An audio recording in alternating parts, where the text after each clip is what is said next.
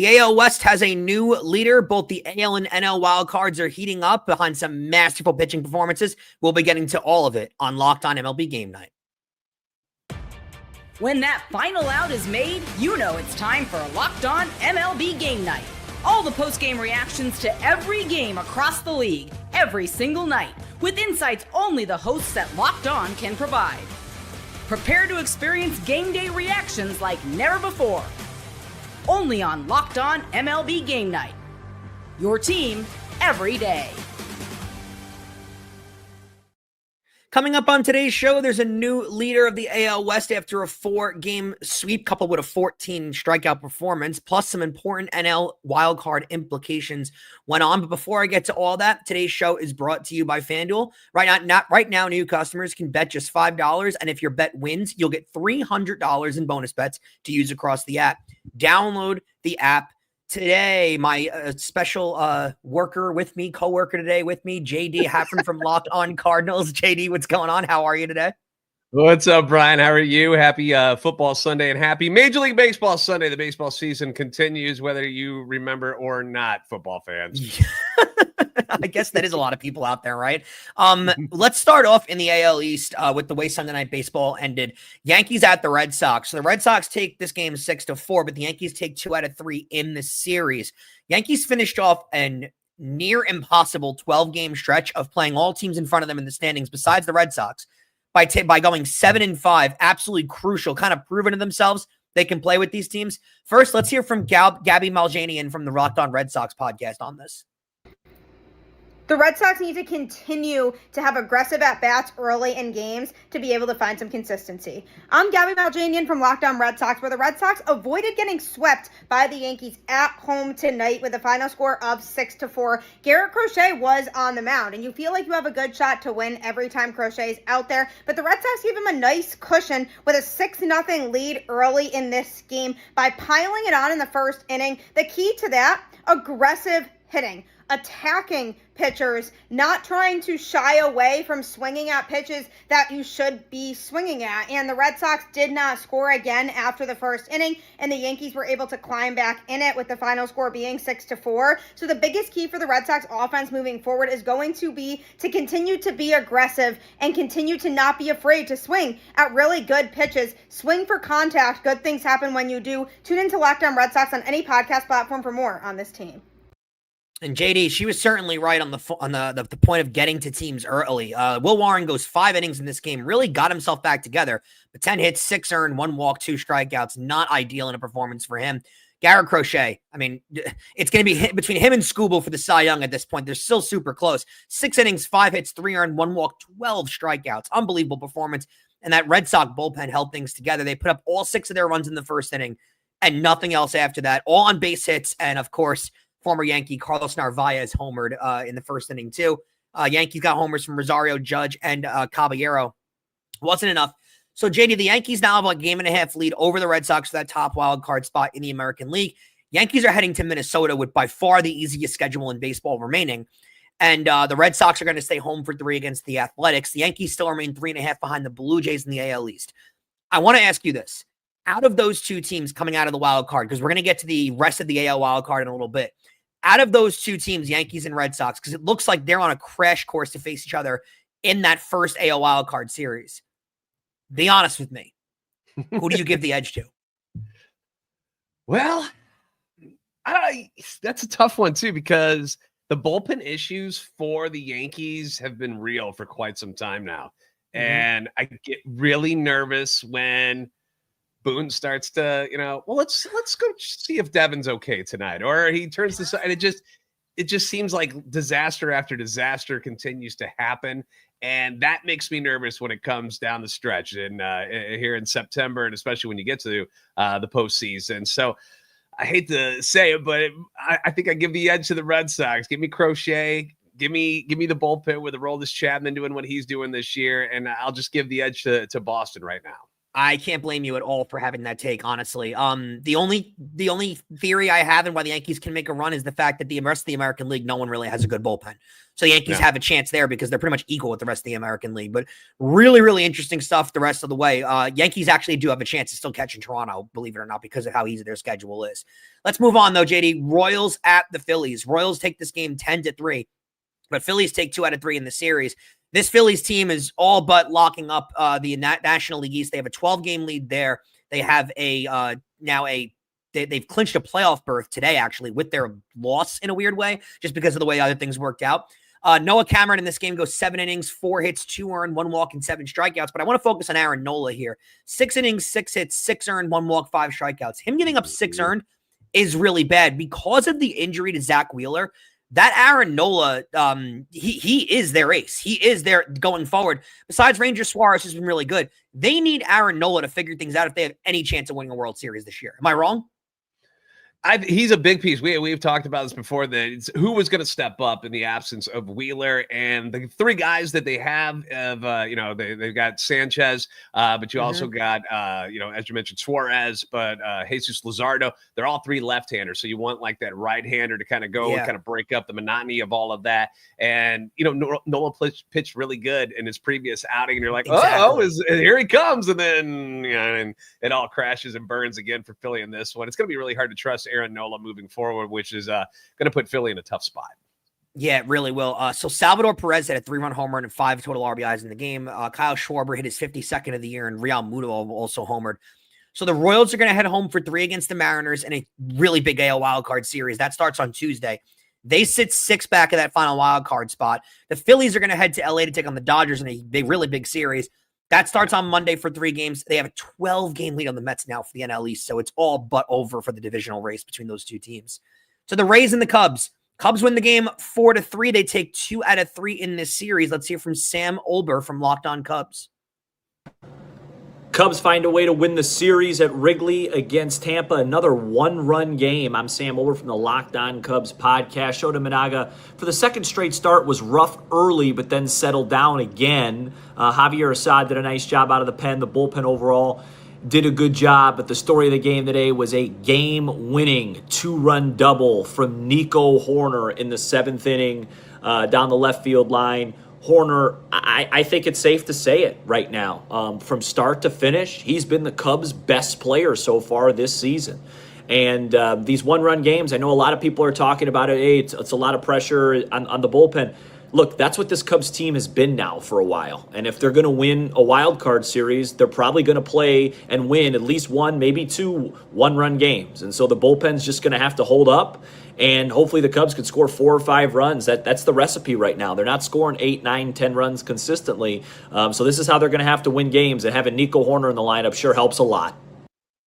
So an 8.5 game lead on the top wild card spot. They're pretty much good for the wild card. They sit 5.5 behind the Brewers, which it becomes a lot of games the Brewers have a lead of, and then the Cubs seem to creep back up more and more as it's gone on. So I don't know if they're going to be able to catch them, but overall, that Chicago Cub team, so tricky to figure out. They are so frustrating this year, back and forth. They're lucky they got off to such a good start because it gives them the lead right now in that wild card spot. Tampa Bay is the interesting spot here too, because Tampa Bay about 2-3 weeks ago went on an absurd run of winning games and dragged themselves right back into that American League wild card chase and are now 7.5 back. So they've completely fallen off in the last week or so. JD, it is so crazy how these teams get right into it and then pull themselves right back out of it. These wild card races are so wild so far this year. So as I said, the Rays are going to head back to Tampa. They're going to take down the Blue Jays for 4 games. They're 7.5 back of that AL wild card race. Now the Cubs are going to head to Pittsburgh for 3 games. They're 5.5 back of the Brewers in the Central. Gut tell, because you're an NL Central follower, I guess, if I can call you. Cubs have a chance of catching the Brewers or no? I don't think so. I think the Brewers they don't lose enough games in a row. They're not a team that collapses. They lose 2, maybe 3 if you're lucky, and then they reel off 3 out of 4 or something. So I don't foresee Milwaukee falling apart and allowing the Cubs back in. But you mentioned with the Cubs, like it's kind of sneaky how it doesn't feel like they played very good at all for the second half of the season. Yet here they are. They haven't really lost much ground at all. And, as Sam mentioned, as they get this bullpen figured out, it's going to be tight games. And that's what the postseason's all about. You got to win them. And they continue to pull these ones out. So more power to them. If they get Suzuki back to where they need him to be, if they get PCA back to what he was in that first half, the Cubs could do some damage in the postseason, I think. It's gonna be a wacky postseason. I think there's gonna be some crazy stuff going on back and forth. Last game of this segment here: Giants at the Dodgers. Two teams that it feels like they play every single week. Dodgers win this game 10-2, take 2 out of 3 in the series. Tyler Glasnow 6 2/3, 3 hits, 1 earned, 4 walks, and 4 strikeouts. Robbie Ray goes 4 innings, 6 hits, 5 earned, 4 walks, and 5 strikeouts. Teoscar Hernandez had a 4-hit night. Get this too: Michael Conforto had a 3-hit night and 3 RBIs. And he came off the bench as a pinch hitter. What a performance as a pinch hitter to have all that going on. So the Giants are going to head to Arizona to take on the Diamondbacks for 3 games. They sit a game and a half out of that NL wildcard spot now, which is absolutely insane. They've gotten themselves back that far back into it. Their season looked dead a few weeks ago. The Dodgers are going to head home for 3 against the Phillies before they play the Giants again next weekend, which is insane. The Dodgers have a 2.5 game lead over the Padres for the NL West. That is an insane chase those two teams are involved in. We'll obviously keep you guys tuned on who's going to wind up winning that division because it could be either of those teams at this point. On the other side, we'll check out the team the Giants are chasing for that wild card spot in New York, who also had a massive series. Today's show is brought to you by FanDuel. The NFL season is here, and FanDuel is making sure that you're ready for kickoff with a can't-miss offer. Right now, new customers can bet just $5, and if your bet wins, you'll get $300 in bonus bets to use across the app. Now, I love using FanDuel because it fits however you like to bet. There's player props, building same-game parlays, or even just jumping in live as the action unfolds. It makes every game more exciting, whether you're watching your team or just keeping an eye on your fantasy lineup. It's also quick, it's easy, and it's the best way to add a little more energy to your Sundays. So are you ready to play? Download the FanDuel app now by visiting FanDuel.com to get started. That's FanDuel.com to place your first $5 bet. And MLB Game Night is also brought to you by Prize Picks, the daily fantasy app where making the right call can actually pay off. You and I make decisions every single day, but on Prize Picks, being right means cashing in. With football back, Prize Picks is the simplest and fastest way to get in on the action. Just pick more or less than 2 to 6 player stat projections, and you can turn your takes into real prizes all in less than 60 seconds. Now, I've been using Prize Picks a lot lately, and it's so much fun, and it helps you stay so locked in throughout the season. It's quick, easy, and honestly, it's my favorite way to watch football, honestly. The best part, even if your pick misses, Prize Picks has invented the flex play so you can still wind up doubling your money. Download the Prize Picks app today and use code ONEWORD LOCKEDONMLB to get $50 in lineups after you play your first $5 lineup. That's code ONEWORD LOCKEDONMLB for $50 in lineups after your first $5 play. Prize Picks. It's good to be right.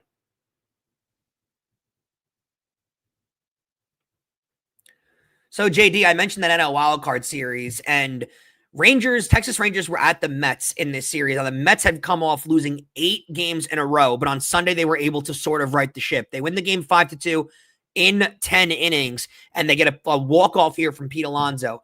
Jacob Latz, Rangers take 2 out of 3 in the series, but Jacob Latz goes 4 2/3, 2 hits, 1 earned, 4 walks, 4 strikeouts. Nolan McLean is the story here. 6 innings, 5 hits, no earned, 2 walks, and 7 strikeouts. JD, this was his 5th start of his career since they've called him up. He's got a 1.19 ERA. And to me, what's most impressive here, he's going to be starting big games for the New York Mets in the playoffs. If they make it, because that NL wildcard race is still super tight and the Mets can't seem to consistently win games, but they are going to be riding on the backs of rookie pitchers to get themselves to the postseason. It does not look good for the Mets going forward, but Nolan McLean is the, I guess, ace out of those guys, if you want to call him that. It is insane how good this kid's been since getting called up, though. Yeah, when they brought him up and he threw his first couple of games, they're like, "Is this like their number one now?" And that's what some of our Locked On Mets guys were saying. And I like, can we call him that yet? I mean, you still got some guys like Senga and Manaea, and you got the Clay Holmes, but they're all gone. Like Manaea's out of the rotation now. They sit Senga down, and they're just rolling with McLean. They're rolling with the hot hands, which it's shocking that it's working. That when he's on the mound, they are able to win games. But man, it has been quite a fall from grace for the Mets so far, and I don't think just one win is going to turn this thing around for them. I'd be really nervous if I was rooting for the Metropolitans and whether or not they're going to make this playoffs. A total of, I want to say 4 teams that have them within reach, maybe 5. I mean, it's crazy how that last battle for that last wild card spot. Both leagues, the last wild card spot is the only one that's really available because the Padres and Cubs pretty much have the top 2 locked up, and the Yankees and Red Sox have the top 2 locked up in the American League. One of those teams being your Cardinals, 4 games out, which is absurd. How they've dragged themselves back into it makes no sense to me.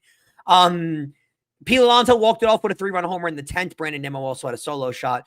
Mets are going to play the Padres next. That series starts on Tuesday for 3 games. They're, again, 12 back of the Phillies in the NL East, but they only hold a 1.5 game lead in the NL wildcard spot.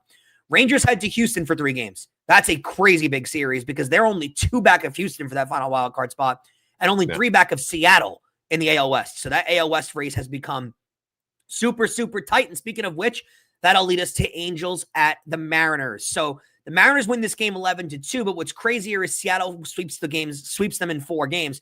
Seattle also is on an 8-game winning streak, which is absolutely crazy how Seattle just turned it on out of nowhere. Houston's actually played well, but they've caught Houston. They're now ahead of Houston in the AL West.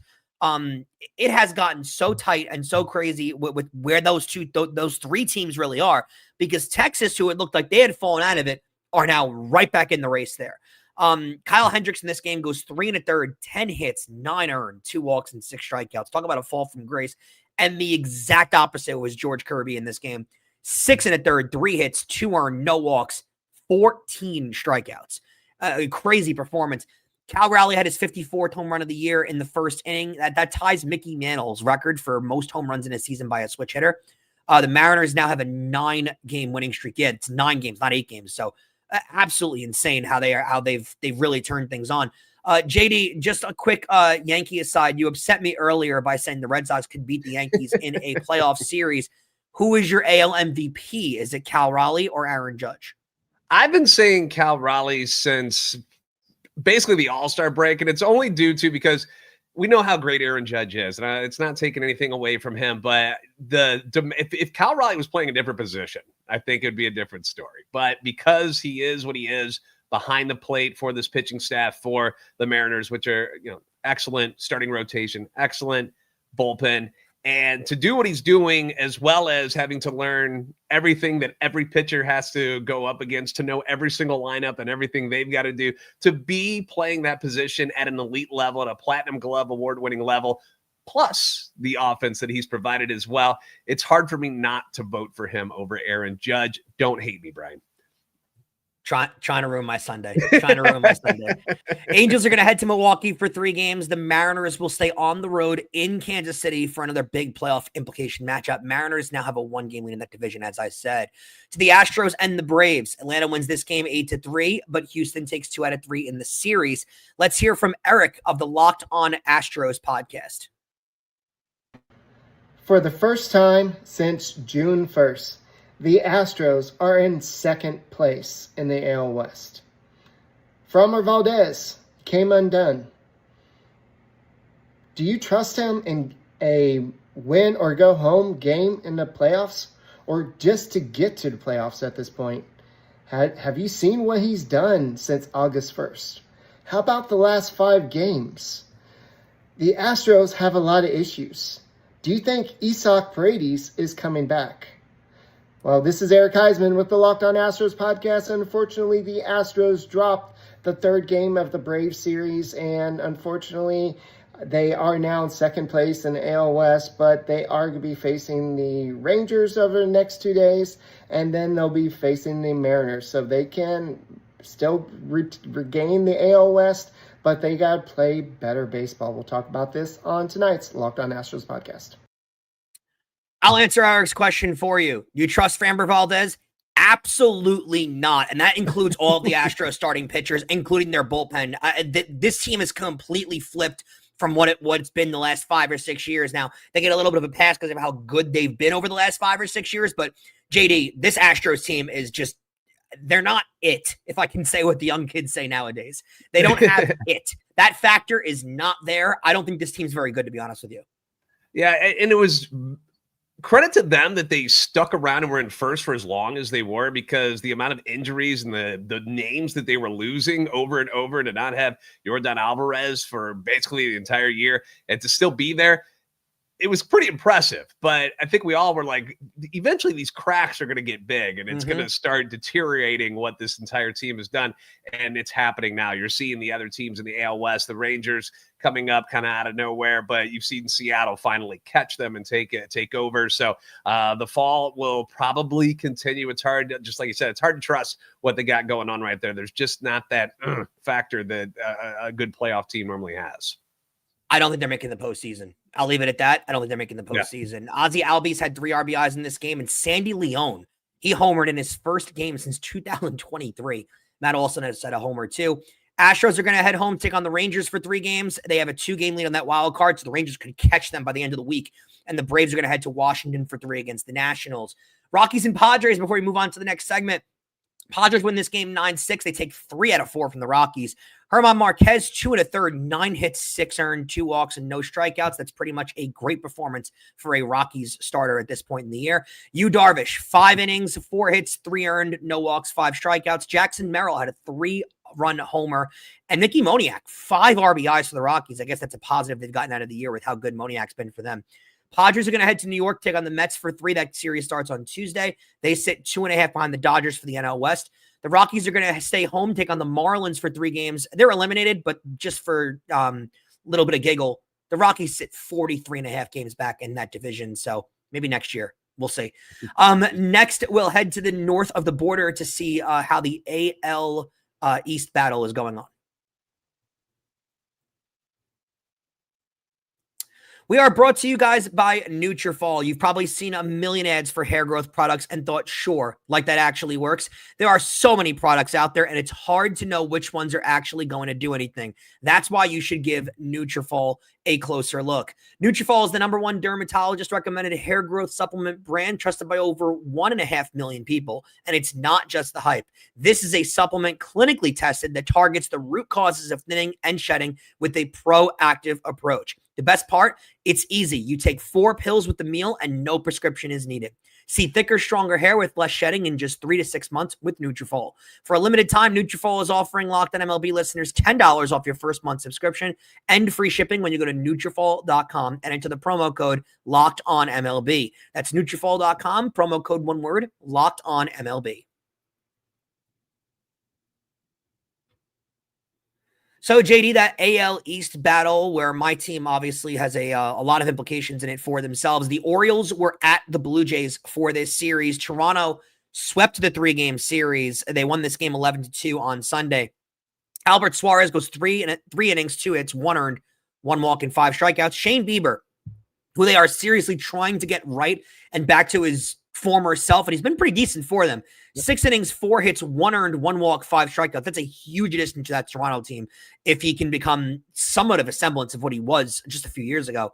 Toronto did their majority of their damage against Baltimore's reliever Carson Ragsdale, who gets lit up for 8 runs in 3 innings.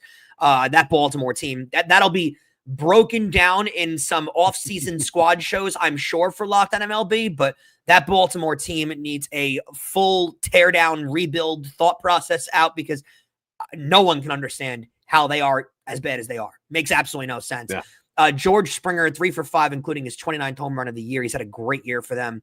Ernie Clement went 2 for 4 with 3 RBIs. Addison Barger had 3 RBIs, and Alejandro Kirk went 3 for 4 in this game. Blue Jays are going to head to Tampa for 4 games. They hold a 2.5-game lead over the Yankees. The 3.5-game lead, for the final wild cards, for the final spot in the American League East. The Orioles will head to Chicago for 3 against the White Sox. Also, Toronto's top prospect, Trey, am I pronouncing this right? Yesavage? Savage is how we pronounce it. Savage. Well, that's what's a way cooler pronunciation of the name. You made it way fancier than what it is. Yeah, I made it like French or whatever. But Yes Savage is a dominant. I hope he goes to the Hall of Fame. And I don't like the Blue Jays, but I hope he's a Hall of Famer because that is an awesome name. He's going to make his major league debut on Monday. He's pitched across all 4 levels for the Blue Jays in his first professional season. He started in single A and now he's making the majors this year. So that's pretty dominant season for him. To the Cardinals and the Brewers. Cardinals win this game 3-2. Brewers win the series 2-1. this is very interesting to you because the Cardinals, after this series, somehow, some way, where no one can explain, are 4 games out of the final wild card spot. Now, you have spent all of this show disappointing me by telling me that Cal Raleigh is your AL MVP and telling me that the Yankees are guaranteed to lose to the Red Sox in a postseason series.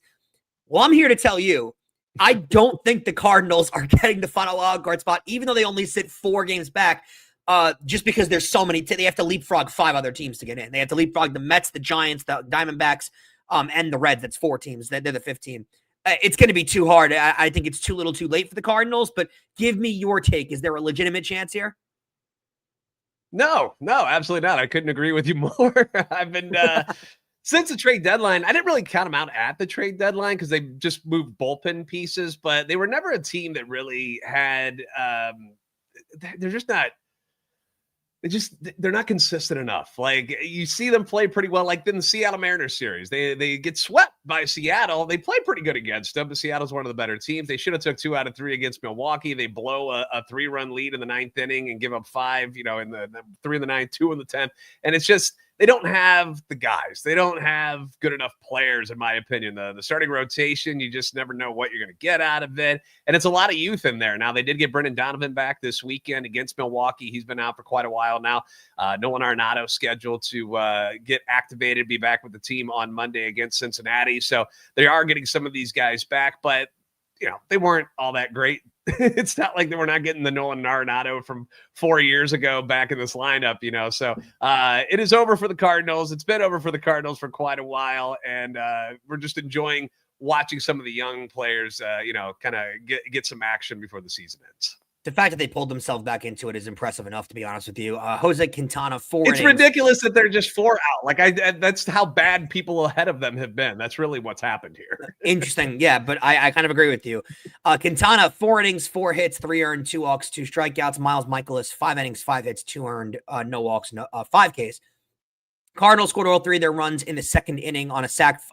They had a sack fly by Pedro Pajes and then an RBI single from Jose Furman and Nathan Church. Brewers had 2 solo home runs. That's who's playing for the Cardinals right now. Who does?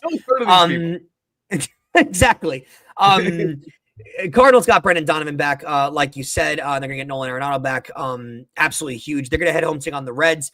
Brewers will stay home for 3 against the Angels, and the Brewers just continue to win. They're an unbelievably impressive team, but it doesn't matter for the Brewers until we get to October. And that's honestly the way I feel about it. Let me ask you, they are the kings of that. Do you trust Milwaukee in the playoffs right now? Because a lot of these games that they win, and as good as they've been all year, it's like weird things happen, and that's how they pull it off with a magic run out by the time and those October rolls those around. weird I'm things. a little nervous for them. Those weird things don't happen as often in the postseason. I don't trust their bullpen fully. Exactly. And a lot of guys with no postseason experience in that team too. They cycle through their roster pretty often.